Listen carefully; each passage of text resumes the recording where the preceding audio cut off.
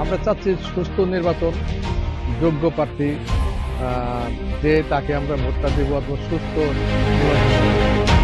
আমরা সাধারণ মানুষ সুস্থভাবে ভোট দিয়ে আসতে পারলেই এটাই আর কি। হ্যাঁ, আমাদের ভালো দেখার দরকার, ভালো মন্দ বেছে চলতে হবে। যাতে দেশ ভালো চালাতে পারে সেরকম আমরা একটা পাত্রী চাই।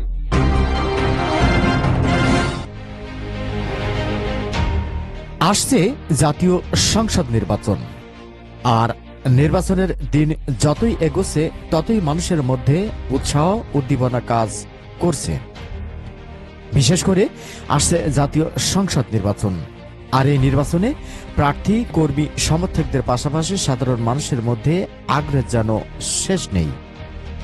সরজমিনে মাঠ ঘুরে প্রার্থী ও সাধারণ মানুষের সাথে কথা বললে এমন তথ্য জানা যায়।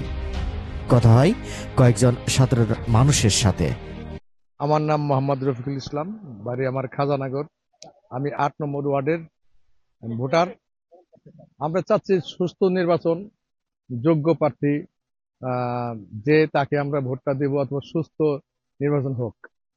কিন্তু যে সাধারণ লোক যাতে ভোট কেন্দ্রে যায় সুস্থ মতো ভোট দিয়ে বাড়ি আসতে পারে, কিন্তু প্রার্থী হইতে হবে হলো মনের মতো অথবা যোগ্য প্রার্থী।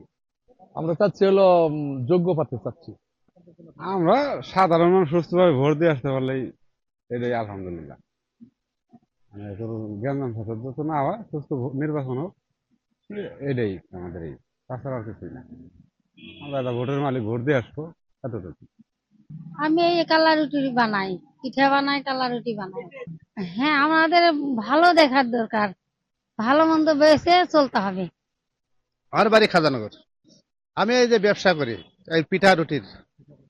আমরা চাই হলো যোগ্যতা, ভালো প্রার্থী চাই, যাতে দেশ ভালো চালাতে পারে সেরকম আমরা একটা পাত্রী চাই। আশা করি ধরেন ভালো পাত্রী হলে আমরাই খুশি হব।